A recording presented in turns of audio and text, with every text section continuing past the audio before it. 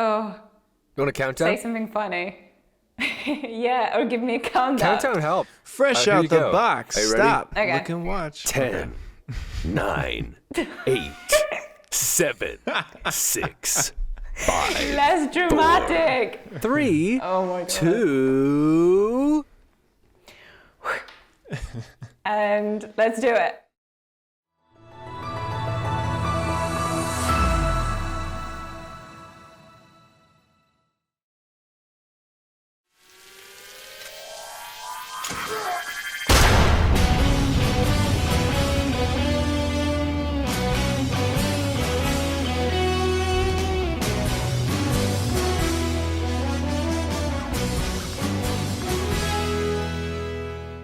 Okay, welcome to the show. We're also curious, where three curious minds try to tell time. Today with me, we have Brian. How are you, Brian? I'm doing very well, Magdalena. How are you? Not bad. Not too shabby, not too shabby. Thank you for asking. And with us today, we have Andrew as well. How are you, Andrew? Thank you. Thank you for remembering to introduce me. I heard some of the people on the show don't do that. Yeah, what happened? What happened, Andrew? Not a clue. Not a clue. In fact, the last 2 weeks Drama. are kind of a blur. I have no idea who I've been, what I've done. If something comes up about me in the news, don't review it on the show. I'm still a good guy. Alrighty then. How are you, Mag? We'll keep that in mind. Yeah, I'm good. I forgot to introduce myself. Yes, I'm Mags, aka Magdalena, and I'm your host today. We're doing something new, something different. The girl was hosting. Wow. You know, after Oscars, guys were like, hey, that might be a great idea, and let's have her host. Anyway, what are we doing today? Today we're going to look at, first Andrew's going to tell us all the quick hits from this week, just see what's happening, what happened. I mean, it's all about Oscars probably. Then we're going to review Moon Knight, a new Disney Plus series with the amazing Oscar Isaacs, which we all saw, I hope. Did you guys watch it? I did. Yeah, I did. Cool. Good job. It was fine. Good job. Then we're going to see what Roland's up to, you know, whether he's underground, whether he's like exploring the world. I don't know. I mean, He's always he up was to there for something. Oscars, so He's always up to always something. up for something. And then, and then we're going to check out, we're going to look back at the Oscars, the night of the Oscars, and just discuss all the ups and downs and see the good, the bads. Obviously talk about the Will Smith drama because why not? But I hope to just close it today once and for all. And yeah, we'll see what happens with the whole drama. But anyway, do you guys know what's been happening with Will Smith? Just before we dig into it, is he like still okay? Will Smith Or should be Yeah. fine. In fact, I believe he was not harmed at really any point last week. Yeah, I think Rolan actually broke down the whole thing. See that a bit later. yeah. Oh yeah, that's what Roland does for us this week. I forgot. So yeah, we will see that later on. But yeah, quick hits. Let's see what happened this week. All right, it's time for some crick hits. Get it? Well, we started off with the fallout from the Oscars and hashtag the slap. On Monday, Will Smith issued an apology via his Instagram account saying, "Violence in all of its forms is poisonous and destructive. My behavior at last night's Academy Awards was unacceptable and inexcusable." Later in the week, the Academy launched an official review of the incident on Sunday's show. After 3 years of delays, Top Gun Maverick is finally on its way to theaters this May, and the Tom Cruise-led sequel got a brand new trailer this week, showcasing the incredible aerial sequences and giving audiences more of a glimpse at the story that follows in the footsteps of the 1986 film that launched Cruise to superstardom. On Wednesday, Disney Plus premiered the first episode of Marvel Studios' much-anticipated latest entry into the MCU, Moon Knight. Starring Oscar Isaac in the titular role, alongside Ethan Hawke as the foil, the show kicked things off with a trippy, violent, and exhilarating first outing. And so far, both critics and audiences love it, as the show is now certified fresh on Rotten Tomatoes. And last but not least, just days after walking up on stage at the Oscars and slapping Chris Rock on live television, Will Smith on Friday announced that he has resigned from the membership of the Academy of Motion Pictures Arts and Sciences. In his statement, Smith said, "I betrayed the trust of the Academy. I deprived other nominees and winners of their opportunity to celebrate and be celebrated for their extraordinary work, and I am heartbroken." The Academy is still conducting a review of the incident from last Sunday. We'll continue to follow the story. And that's it. Them's the Crick Hits. Ooh, that's funny. Oh, and did you check out our live Oscars watch party last Sunday? No? You want to watch it again? Well, you can. You can go back and watch it again on YouTube. It was a lot of fun for us, and we'd love to hear your feedback. There you go. Dems the Crick Hits. Worth it. So Moon Knight, which, as we mentioned, is a Disney Plus miniseries with Oscar Isaac, starring Oscar Isaac as the Moon Knight himself. It dropped down this week on Disney Plus, and we all had a chance to watch it. And we thought it would be really fun to watch, review it, and just kind of do it for the entirety of the season. So yeah, first episode, let's break it down. It wasn't too long, right? And what did you guys think? Like, was it a nice watch? Was it pleasant? How much did you know about Moon Knight before? So I've never heard about Moon Knight once in my life. Okay. I wasn't familiar with the character, but I had seen a lot of hype building up around this show. People posting about it on social media, being like, "This is different, this is crazy," and I had some high hopes going in, and I watched it and I thought maybe I'm too old for superheroes. I literally had the thought like maybe I'm just getting old, but you're not the target. Yeah. You're not the target audience. Yeah. Maybe not. Oscar Isaac, I will say, he's doing 2 accents in this, which is neat, and he gets to do some trippy talking to his reflection stuff, which is, I always like that, as a guy who talks to his reflection a lot. And it's we see into this guy who's got dissociative personality disorder. He tries not to fall asleep because something creepy happens to him. And what's his name? Mark Spector. Mark Spector, Yeah. Mark Spector, yeah. Yep. And it actually brought back flashbacks of The Animal with Rob Schneider, where he's like, I can't fall asleep because at night I'll eat things, and I felt like I was watching The Animal. How's that for a review? Brian, what did you think? Very, very interesting. It's a ripoff. Yeah. But wait, before. But hang on, Brian, before you get, just really quickly, because you mentioned accents, and we know, like, you, Andrew, are really good with accents, and you accent coach and stuff. So I do. How do you feel about his accent? Was it pretty good? Because there were moments where I cringed so hard. Having been, raised in England, I was like, oh, you did not just say it. Right. Yeah. So that's the thing. When you're performing for primarily American audiences do not know the different kinds of British accents that exist. Right. And generally when you're performing, you're prioritizing, the performance and the character. And what I will say is that there is a distinct difference between the characters of his British accent and his American accent. That's good acting. And I think bad acting would be more distracting to an audience than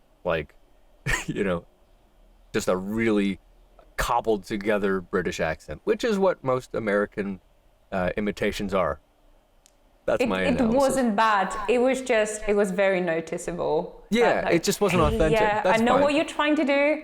He was trying to do Cockney accent, was it? Yeah, but it was just not flowing. Anyway, Brian, what about you? What did you think? Yeah, this was very interesting to me. I mean, it's a bit of a mystery. Obviously, it kept me wanting to watch more. I thought the action was pretty lively. It had pretty good pace.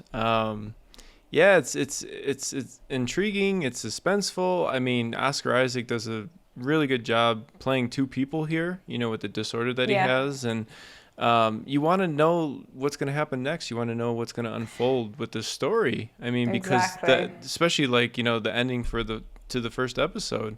I mean, he's like battling like this creature, this monster-like creature, you know, and you want to know what's going to happen next. But spoiler alert, yeah. Probably forgot to mention that. Yeah, I know. Yeah, I always do the spoilers. Oh, good. Sorry it's a review. It's a review. Yeah, Whoever's listening should have been warned. Yeah. Yeah, but no. Yeah, we warned you. There's probably a graphic here, so don't get mad at us.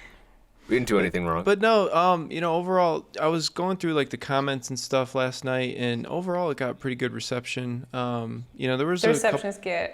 Yeah, there was a couple haters on there that didn't really, you know, I remember one guy saying it was lukewarm and, you know, it was very predictable, and, you know, I didn't really understand that comment. But overall, yeah, the reception was pretty good. And, you know, Ethan Hawke's character is very interesting. I want to know, you know, exactly what's going on with him. What were you going to say, Max? I wanted to dive into that in a second. I completely agree with both of you, but at the same time, I disagree with the fact that it was predictable. I don't think it was predictable. It kept cards close to its chest, and I really enjoyed like the whole unfolding process and still not knowing what the hell is going on.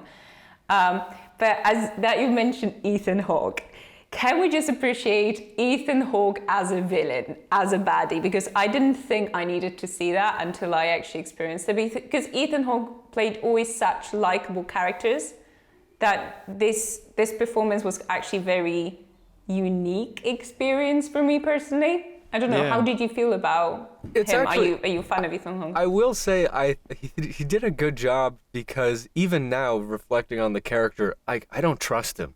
Yeah, I don't trust him at all. Exactly. You know? I the first don't time either. I saw him, I was like, I don't like that guy. Yeah, I don't know about him. He was giving off really, really weird vibes. Like when I first saw him, I'm like, what is this guy like up to? Like him breaking the glass, putting it in his shoes, you know, like stepping on the glass, and maybe I was like, what is he up to? Like what is maybe he doing? That's like the costume design, and maybe it's just really good acting. Like he's done the work to go like, I want people to feel how awful I am before I even open my mouth. A good actor can do that, you know.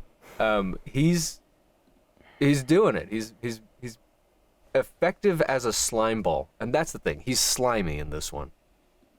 Yeah, I mean, if there's anything that was kind of weird to me about, you know, like the first episode, I don't know if it's like that much of it's really not that big of a deal, but like the chase scene where you know he's driving the cupcake truck or whatever that truck he's driving is. Yeah, they did a lot with this whole idea that he can't drive, he's a vegan, he's like they put a lot of, I don't know if that's even part of the original character, but like they've turned him into somebody, I guess trying to make him as docile and harmless as possible to juxtapose that with the assassin, the mercenary that lives inside his mind. Yeah. I don't know even how the whole mind personality thing is split up, you know. I don't know how we're gonna, like, was he born as one guy and is he hiding in this other person's life? Yeah, we don't know. But do you care? But do you care? Do I care? Sometimes, yeah. Like, I mean, I'm gonna be reviewing it for the next, 5 weeks, so I'm you should paying attention. No, but because sometimes, like, series of films, they really try really hard for you to care about the character, or like really get invested, and they try to catch your interest in a way. So you're like really excited into So do you feel that kind of connection or not yet? You haven't seen enough. I care about as much, and I am invested about as much as I was in Rob Schneider's The Animal. There is that. Oh my goodness, Brian, how do you know Ethan Hawke and stuff? Like, have you? I know him. I know him a little. Am I wrong? Yeah. I don't really follow him too much. I mean, I know him from like Training Day and like other films like that. But like, I mean, this was definitely like a different kind of character for me for seeing Ethan Hawke in. So I mean, it threw me off a little bit, but it's interesting though, and like the character that he played, to Andrew's point, like it made you just want to like keep your eye on him, all the more, and just like really watch him and watch what he's doing, and which is like Andrew was pointing out, it's good acting, and but yeah, it was interesting for sure. Don't you think he's gonna go like turn good at some point? I think he has good intentions. He's portrayed as a villain, so that's the predictability. But I guess maybe that's the interesting thing about Moon Knight as a character, is that he's a mercenary. And if you're a mercenary, you're paid to fight. And so you have no moral ground that you stand on. You're constantly moving and saying like, oh, well, my morals are, a dollar amount. And if he's that morally gray, there's nothing to say that Ethan Hawke's character isn't also morally gray. Or let's say Ethan Hawke's character isn't morally gray. He firmly understands what he's doing. Maybe that actually puts him on a higher ethical, moral ground.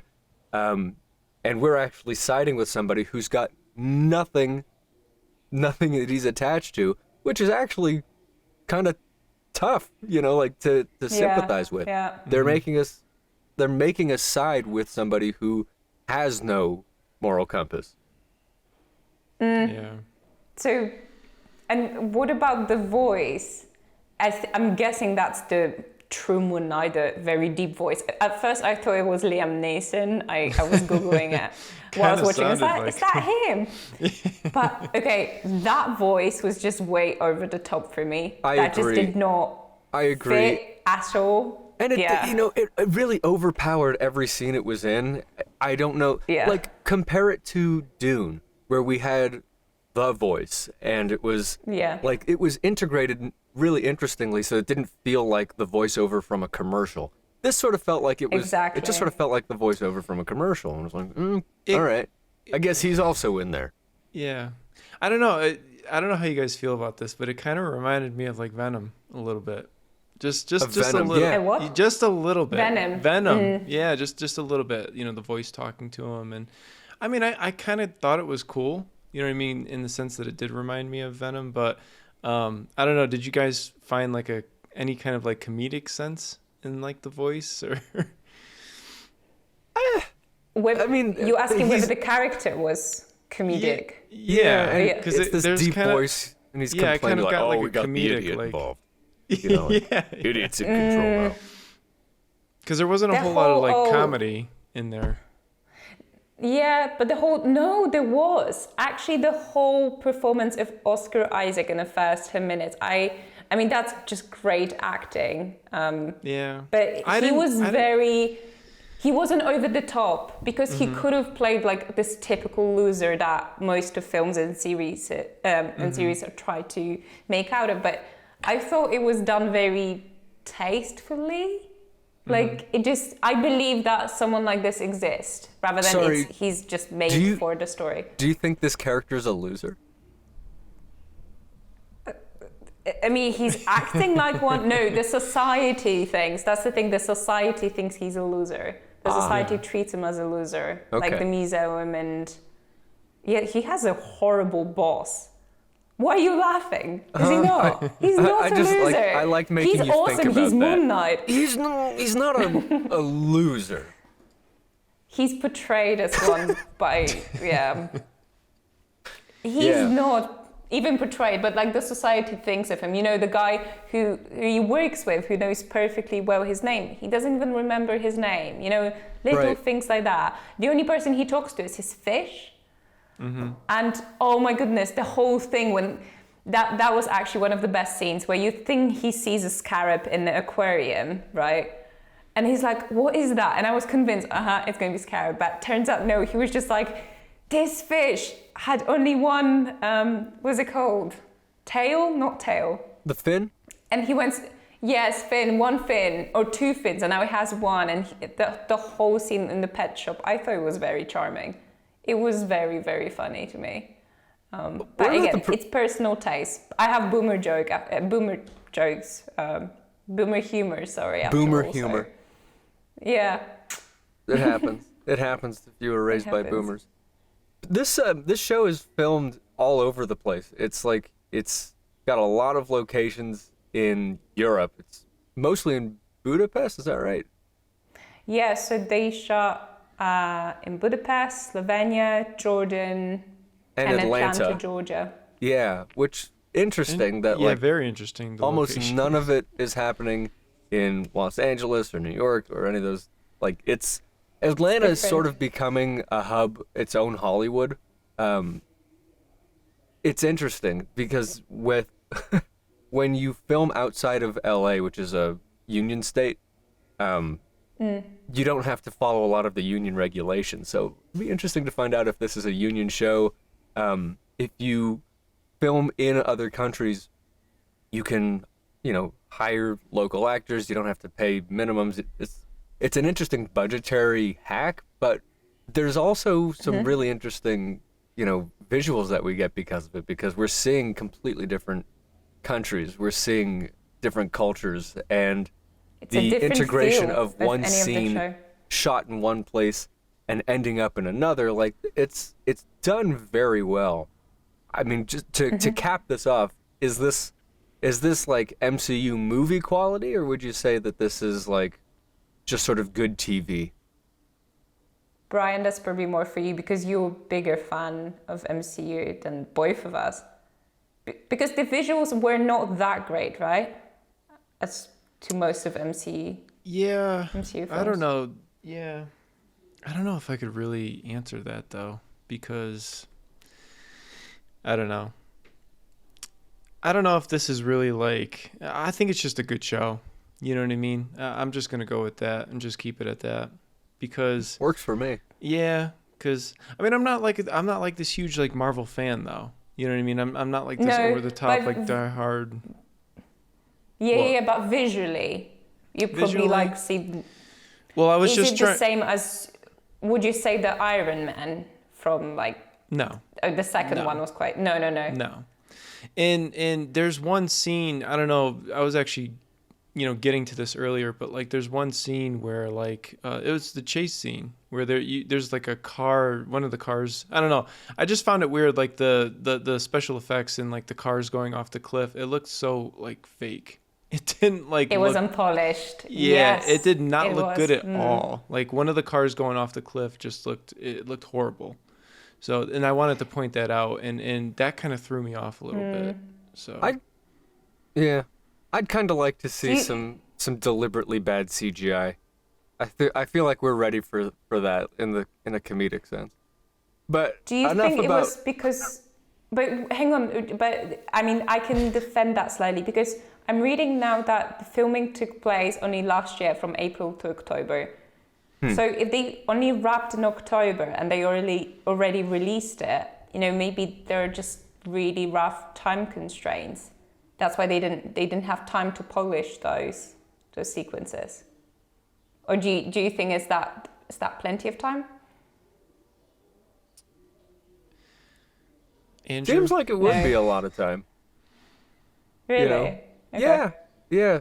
Especially when you got people locked up at home working, overtime, being like, all right, well, I'm here, might as well just get it all done. People who can't stop working. yeah. I don't think you use that as an excuse. Yeah. I think you still have to put out a polished product and still, because, I mean, yeah, that's a good point. I mean, with the pandemic and everything being pushed back, I mean, it still gives you time to like Yeah, work and Disney. do stuff. And, No excuse. No excuse, no sympathy. But hey, we're going to watch it for the next month, and I wonder what's going to happen. I want answers. I have so many questions. I want answers. yeah. I mean, I definitely want to see more. So I agree. I'm interested. Well, Roland has some warnings for us about birds. I don't know what this is regarding. Is it birds the birds? Is it birds the scooters? Birds as in slang for young ladies who are single. We don't know at Yeah, this nobody point. told us. Let's see. But Roland, take us underground. Welcome to Rolan Underground, where we talk about what's happening in the world above while in my grandparents' basement. I'm your host, terrified. And you're probably saying, "Ron, you're terrified, but you're such a strong and prominent figure in our lives." Well, I know this, and I apologize, but I just have to come clean. There's something that I am deathly terrified of that haunts me, and that is birds.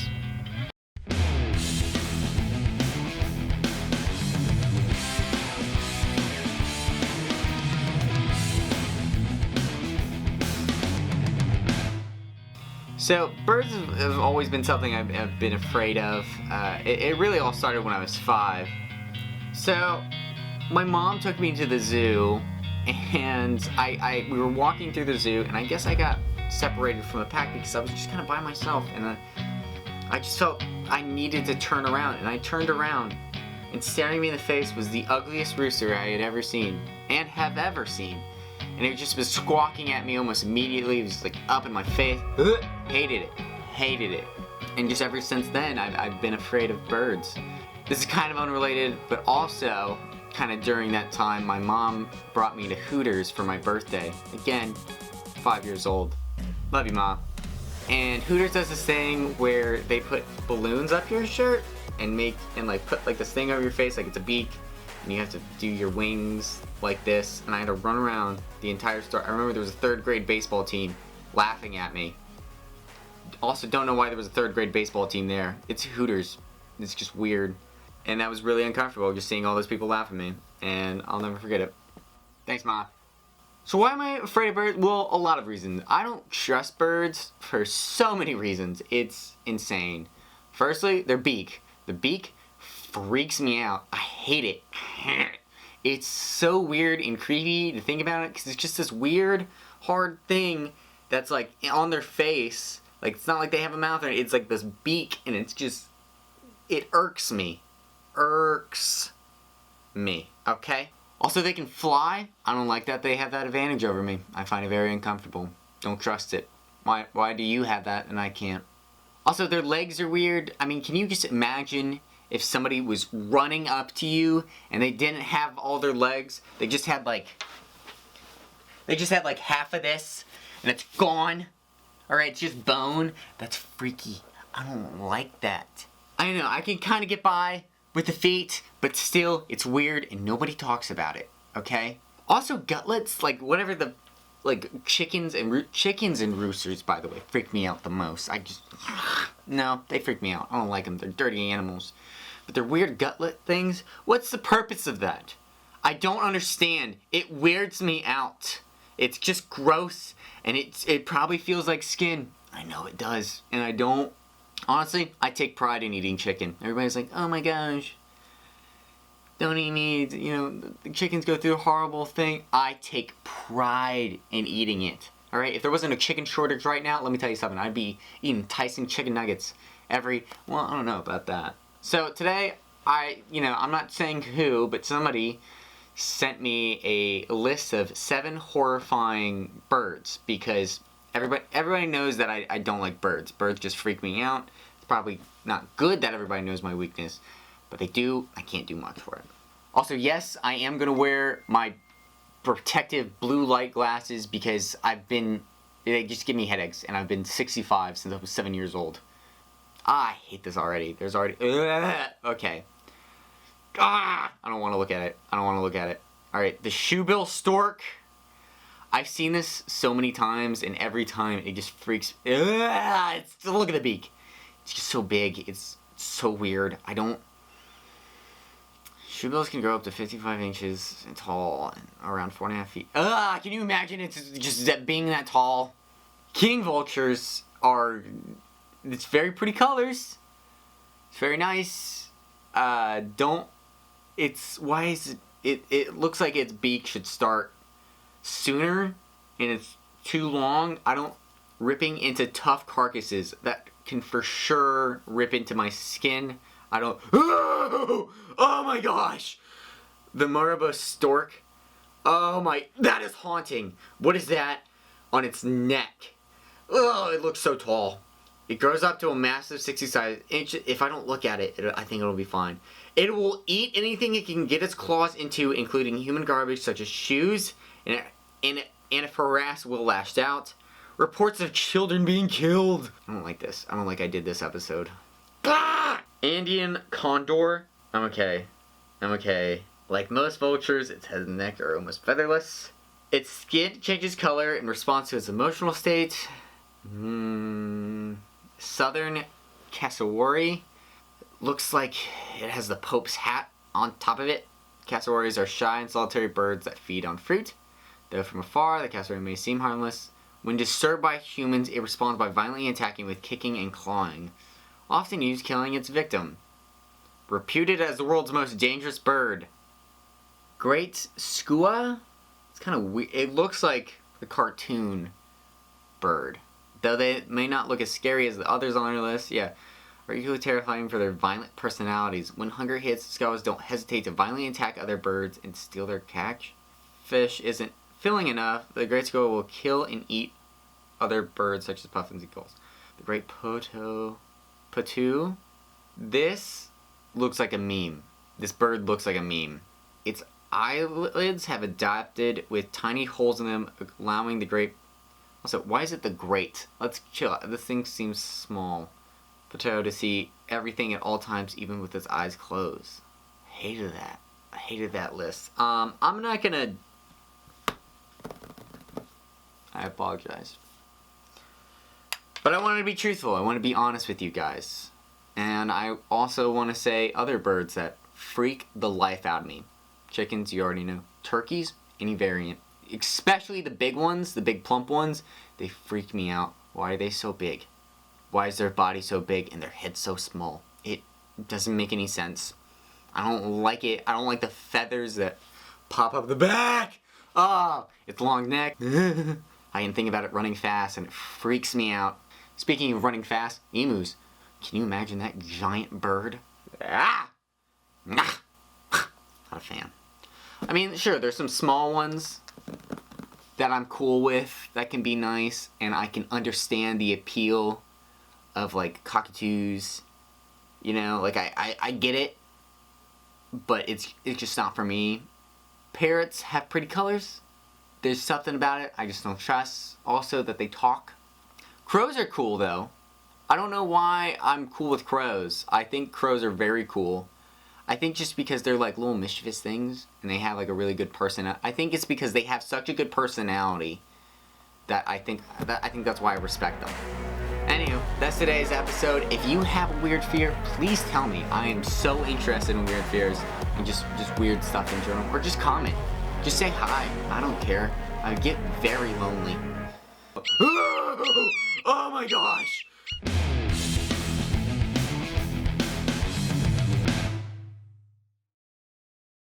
So I thought I'd make a in-context video of what happened at the Oscars because that was crazy.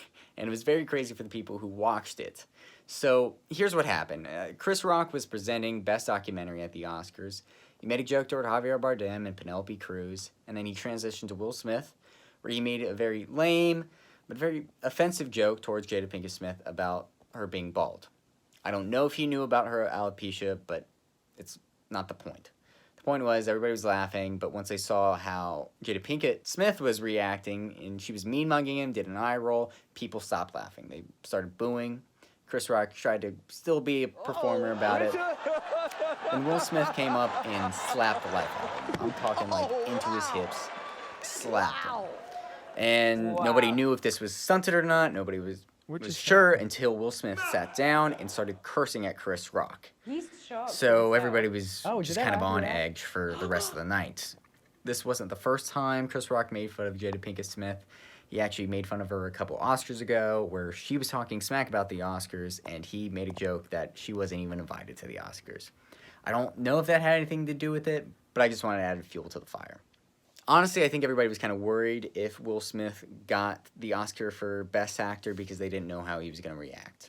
Well, what he did was he stood up for a long time and made a very long speech and was very apologetic, was crying a lot, and was talking about how defensive he was as a human being. He apologized a couple of times to the Academy and asked that hopefully they'll bring him back, but danced around the whole Chris Rock thing. It should be said that the next day, Will Smith did release an apology towards Chris Rock and also again to the Academy. I don't know. I'm trying not to put my opinion into it, but let me know what you guys think. You know, people are making a lot of conspiracy theories saying this was a distraction for something. Maybe Jada said something to Will before he went up there, you know.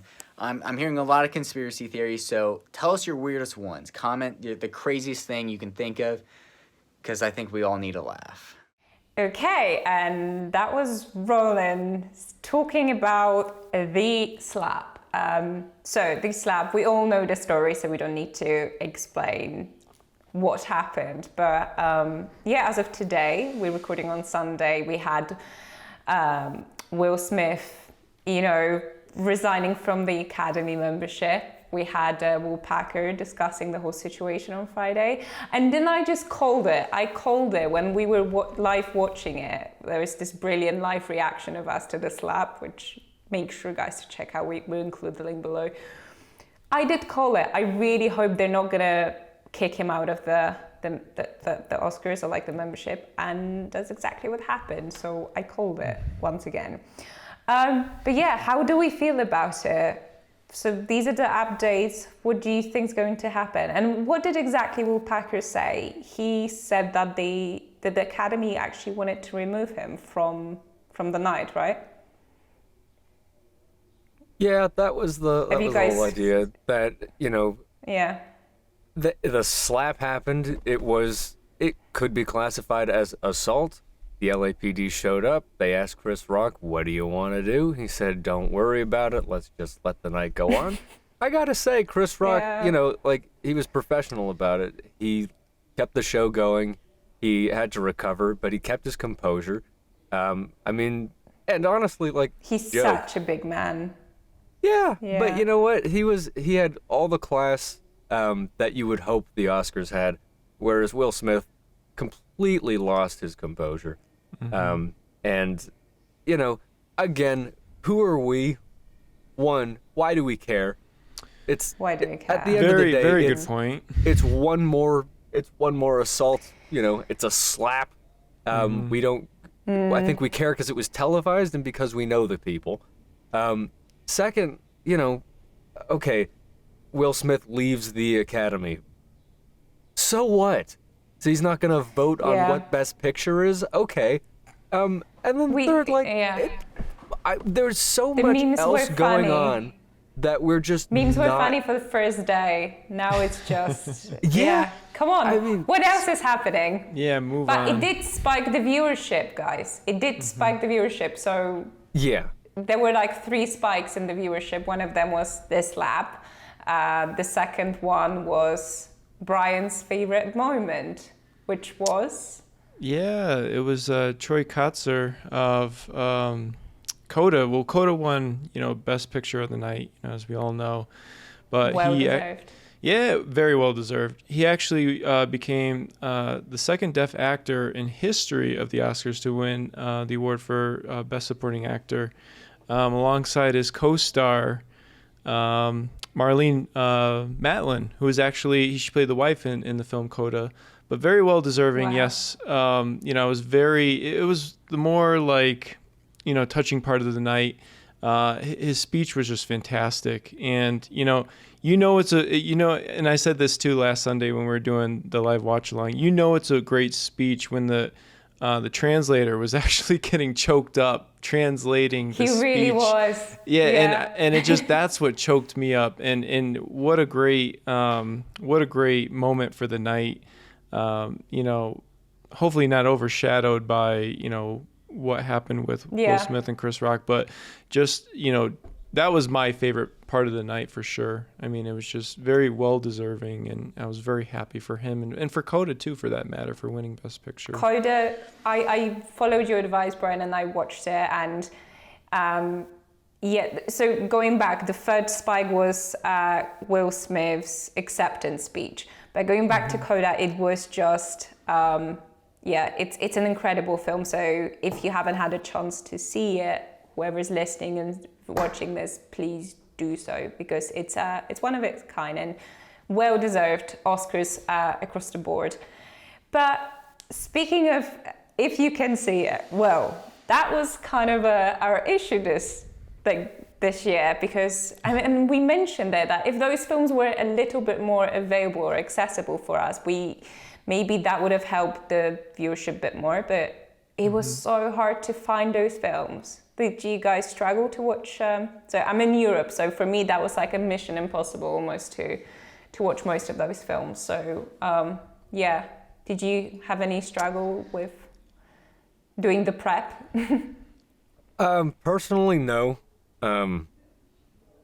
I was actually I was voting in the SAG Awards, so I got all the screeners, and that's not the case for a lot of people. I got a lot of duplicates, in fact, so that wasn't too difficult. But Okay. That destroys my point completely. But... No, I mean that's the thing. It's like that's who gets to see everything. It's people who are in the industry, and that's who gets to vote on these things. People who are in the industry, who are part of the club, who are given everything that, you know, entitles them to make the decision. You know, it's sort of what we were talking about a couple weeks ago, is like most people, they have a couple subscriptions to a few different streaming sites, and then they show up watching the Oscars, and it's like, I haven't seen any of these things. I didn't hear about any of these things. I don't know who half these people are. And now they're telling me this is the best picture, and I have to spend not $20 on a ticket or more, depending on the theater these days, but I have to buy a subscription and subscribe to all kinds of content, you know, for a year to be able to watch a couple movies that may or may not be great. Don't Look Up was not very good. Is it worth buying Netflix for a year? No. Absolutely not.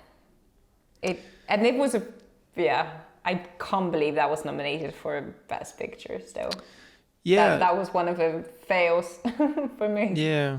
I mean, you know, going through like the nominees for Best Picture, as we look at them, Belfast is still something that I really want to see, and still something that, you know, I'm very interested in seeing, because, you know, from what Roland and you, Mags, were saying, you know, last Sunday about it. And I mean, it seems like it's a very good film.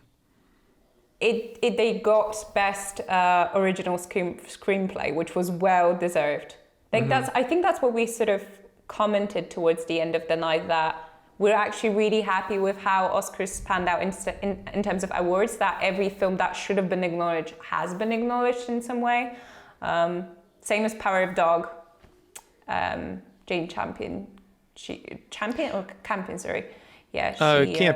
Yep, Jane Campion. She got the director. Yeah, which was nice to see. I mean, I had trouble. See, the thing with me with this was, you know, in you know, doing my due diligence and going back and watching some of these, I had trouble, you know, just kind of like staying interested with a lot of these. And, you know, I tried watching Power of the Dog, you know, watched like 3/4 of it, fell out. I tried watching Nightmare Alley, 3/4 of it, and fell out. Really? I like Nightmare Alley. I could not stay interested. And it goes back to what I'm sorry, but you know, West Side Story, you know, I know it's Steven Spielberg, but that's another thing. It's like going West back Side Story wasn't great. Well, going back to your point, Andrew, I mean, I'd rather see a musical live on Broadway. You know what I mean? It's like, that's when I want to watch it, you know, not on, you know, my TV screen. But, you know, I didn't see Licorice Pizza, probably won't see it. I'm just not interested. I thought King Richard was great. You know, I thought that was a very good film. Dune was good. Deserved. So was the Oscar deserved for Will Smith? Was the listen, his performance that breathtaking? His performance was fantastic in that movie. But ever since that happened, I've lost so much respect for Will Smith. Well, I mean, and you know what? He's a great performer. He's always been a great performer. And what did he do on the night of the Oscars? He laughed at the joke, looked, and then he performed again. And now we're still talking about that show. Yeah. We need to recognize that actors are actors, and they can turn it on anytime they want. I don't know. Yeah. Let's separate very from very the mixed. artist. Yeah, I just feel very mixed about it. But no, his performance in King Richard was great, though. I'm not going to take away from that.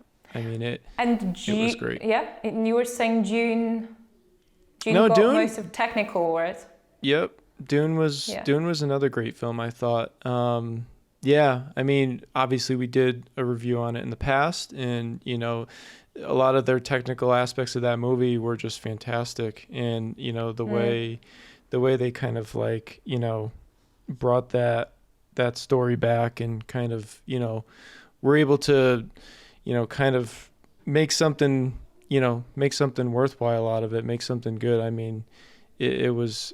I'm interested to see more from Dune going forward. So, you know, it was called an unfilmable, unadaptable story, and Denis Villeneuve really smashed it. So yeah. I'm excited to see continuation of that. But yeah, I mean, overall, did any of the changes, because we also discussed the changes to the Oscars as we were like kind of prepping for it. There were like 3 big changes. So we had 3 hosts in compared to no host last year. Then we had... yeah, that made a real big difference. Did it? Like, no, then we... Yeah, do we want to talk about that? I don't think we need to. Did that make an No, impact? I don't think we need to. Yeah. The only thing the only thing I would say about the hosts is I did not understand the pairing and who they got as hosts, and I was not that much entertained by the 3. By hosts. Amy. Wait, hold on. Amy Schumer wasn't entertaining? No. You're- No. Even as a Spider-Man I'm not, from no, the ceiling. No, I thought it was stupid. It was foolish. I just did not care for it. And I am not a fan of It was Amy Schumer at cringy. all. At all. But So I guess think what? it was not great. But I have a theory. If the slap hasn't happened, that would be the most talked about thing. Amy Schumer dressed as a Spider-Man. No, it was that WTF moment. It wasn't like, oh my God, that's awesome. But it was just like, are we seriously doing this? Yeah. Then we had fan favorite film. Was that even mentioned at all? I don't even remember what it was. What was it? Do you guys remember? Couldn't tell you. It was like Ghost something. I don't know what it Okay. was. I don't know. Do we have our researcher behind the scenes here? I don't know if he's Wow. It He's shouldn't take pulling- a researcher. That's the thing. It's like they still, and this is what we said a couple weeks ago. They still are making it all about them. It's it's always been Absolutely. a show, absolutely. and it's gotten more so about, you know, stroking a tiny few people's egos. You know, Egos, and yeah. I and agree, the Andrew. glamour that has built up into it was always, man, wouldn't it be great if one day I could give that speech and be recognized for my greatness? That's the appeal to most people watching. And it's just this, you know, there's nothing in it for people. There's no real reason for us to watch it. And we saw when they were releasing They really tried. the pre-taped awards, everything was coming out on Twitter, and That that's was how the people third- could hear that about was it. the We didn't third have to. change. Yeah, we didn't have to watch it. Yeah. You know, it was exactly That was what we very said. we- You could It put worked. out a Weird. list, Yeah, and Yeah. there it was. it worked. That kind of threw us off a They- little bit and- too. Yeah. But they really tried. Like, for example, they did the whole celebrate. Like, you know, they brought Uma Thurman and, you know, John Travolta. They did little That Pulp was Fiction cool. dance, The Godfather. That was cool. Yeah. But they really tried to make it, you know, a show, something that people would actually stay up. But that's the thing, they didn't even share any of that. Because if they at least, you know, informed us, hey, by the way, watch out for this, then maybe, I don't know, if they build a hype around it. We Yeah. talked about, again, we the discussed this, hype is important. Yeah. Yeah. The nostalgia was cool though. I thought that was very important because just to see like how everybody was and how they looked together, and you know, I thought that How was they a aged. neat moment. Yeah, how they aged exactly. How different they look now, and you know, I thought that was cool. That was such a cool kind of like little bit that they did. Yeah. But I was way off, by the way. It's Army of the Dead. I thought it was like Ghost something for the fan film. Happened to But see it. Never But, even heard I of it. mean, Never saw it. Yeah. don't care. So we. No. So they've tried to conquer. Well, not really. They didn't conquer because the viewership raised only by 51% to last year, which is not a lot considering the last year was like a historic all-time low. Last year was the lowest, yeah. Are we going to do even next year? Do we care? I mean, we probably should for the podcast, but like, are they going to do anything else? And are they going to do any more tweaks? Maybe the slap helps. Maybe, I don't know. So it wouldn't be funny if it was actually Dan's suggestion if Will Smith and Chris Rock get to host. That turns it into like full-on professional wrestling. You know, it's like, get ready for next year's Oscars. It's Will Smith versus Chris Rock. It's like, not watching. That would be fun though. Everyone would do it. Yeah. I mean, maybe that's when we'd watch it. I bet you the ratings would actually go up too for that. I'd watch for a second. People That's how love drama. sad our society is. Yeah. No, I mean, if we could get the stuff out to people, this just occurred to me. It's like, what if you could actually have people vote on all the movies as they're coming out, and there was a streaming service that came out seasonally, and it's like, if it gets enough ratings and enough positive ratings, they're actually competing for slots on the Oscar ballot. And then there's just sort of like this Oscar streaming service that happened, you know, and so by the time they come out, you could look at what was actually being nominated, you know. But there are solutions. That's the thing. There's a number of ideas how we could improve Oscars. Yeah, you have to get just the people a man more on a involved. podcast.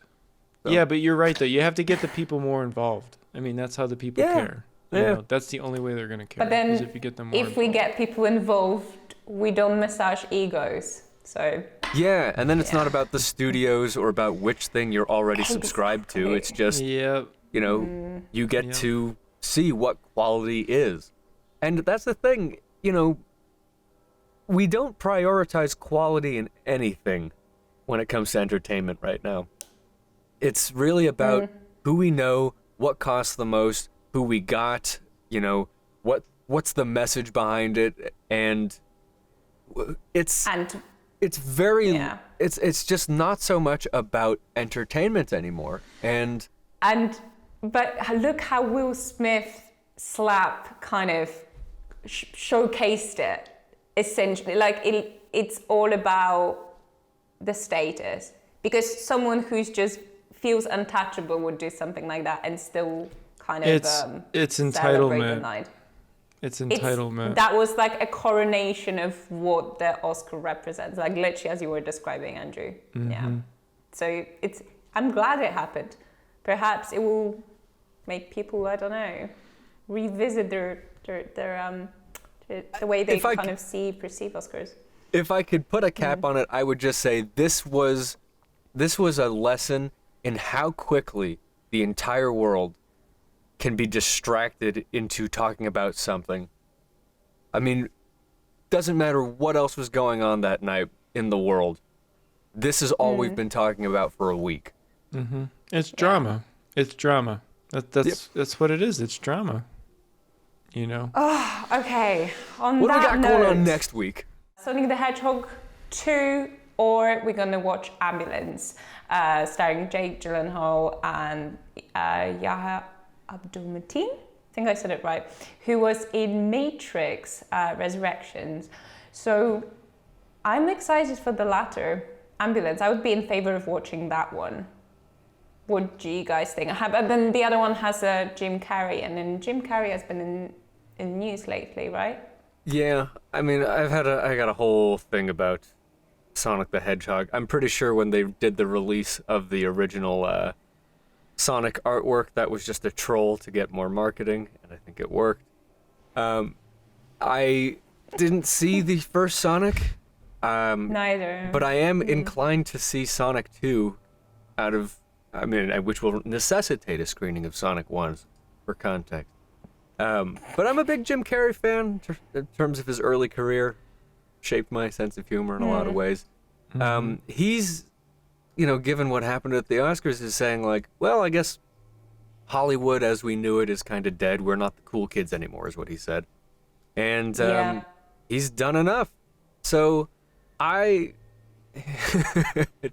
giving me a hard time asking me if Jim Carrey's good, but Tom Hanks sucks. Let me be unequivocal about this. How can you compare those two? They're different. Jim Carrey's like everyone's childhood, like. Yeah, I don't know if you can compare Mask the two. and.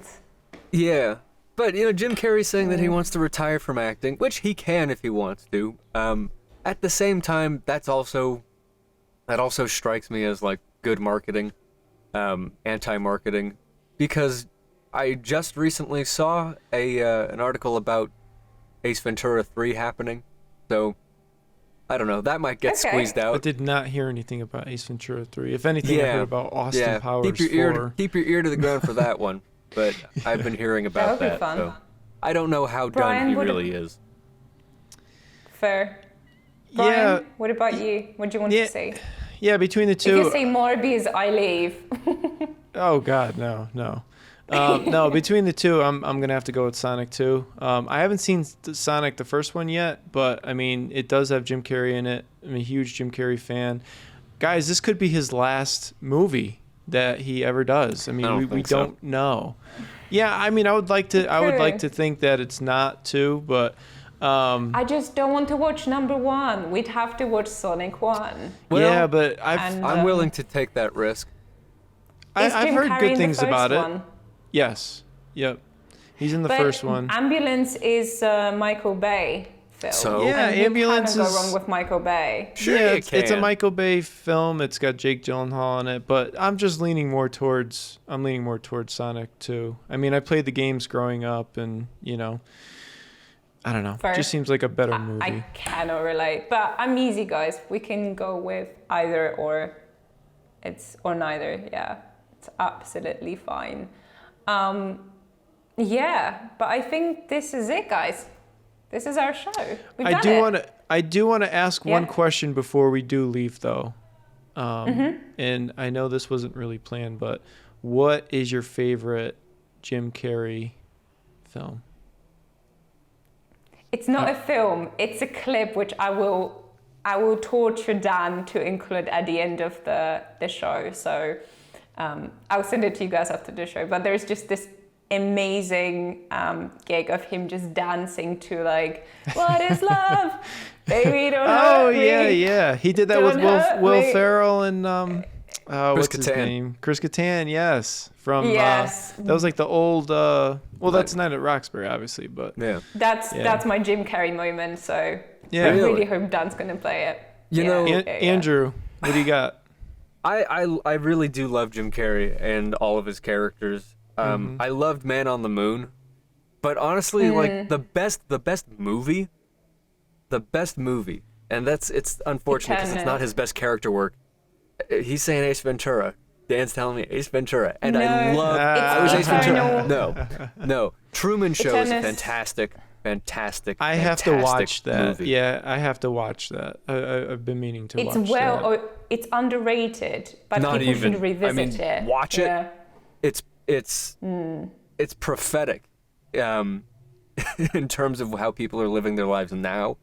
But he's honestly the guy really does more with a script and with a moment than so many people. It's crazy that we pinpoint Jim Carrey into this comedic actor. He very much is like a comedian, but he's done some great drama roles. Not even oh my God, Truman Show, but Eternal Sunshine of the Spotless Mind, or number 13? No, 23. What was it? Number 23. I Love 23. You, Philip Morris is a weird movie, but he's fantastic in it. Yeah. We should do like Jim Carrey tribute. Fine by me. I would be so down for that. Fine by me. Let's do that. Yeah, that'd be awesome. Super underrated one? Brian? The Majestic. What was it, Andrew? Majestic. The Majestic. The Majestic. Okay. If you've never heard of it, I recommend watching The Majestic. Yeah, I'll have to check that out. Yeah, it's funny with me with Jim What's Carrey. I mean, yours? I have so many favorites of his, and I do love Jim Carrey as well. I just want to say I'm a diehard Miami Dolphins fan, and a lot of people would think it would be Ace Ventura with Dan Marino in there, because Dan Marino's the whole reason why I'm a Dolphins fan. But I mean, you have The Mask and Bruce Almighty, but if I had to pick one, I would honestly go with Dumb and Dumber. Yeah. I mean, it's just so Okay, brilliant. It's so brilliant the way that Yeah. that movie was written, and I love Jeff Daniels too. So, yeah, I'd have to go with Dumb and Dumber. And I'm always finding myself quoting that movie with friends, and so It's a good one. Nice. Yeah. Well, I think that about Okay. wraps it up for us today. So I'm going to do the thing Yeah. where I tell you to keep up with us. Guys, we're an incredible team. We're 3 curious minds right now, but there's sometimes more. Sometimes there's 5 of us, if you can believe it. So follow us, hang out with us, be with us on all of the socials. Our website is ohsocurious.com. Our Twitter is ohso_curious. Instagram, o_so_curious. YouTube, find us at ohsocurious. And Facebook, ohsocurious. And why don't you people stay curious and follow us, hang out with us, and do all the stuff. We'll see you next time on the show. Goodbye.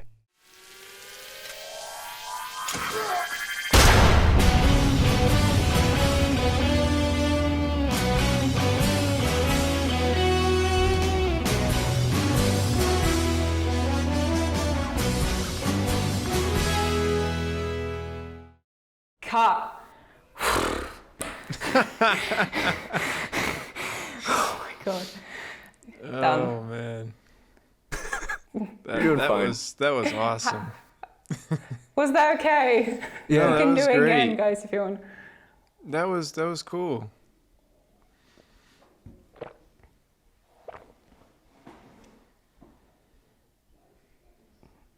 Yeah, Oh my yeah, that's great. That's great. It was like raising my blood pressure even more, but it's okay. It did help. Countdowns help. They really do. Did you guys notice me doing the all that intro, like as Andrew was weird. doing that? I'm like, fresh out the box, stop, look and watch. Like I just kept God. saying that, and I he heard that. was counting down. Yeah. Oh, it's so funny. 3, 2.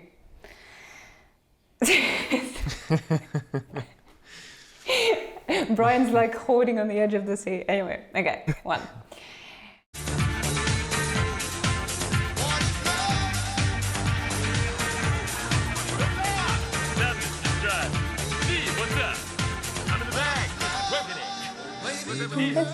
Nothing. Later.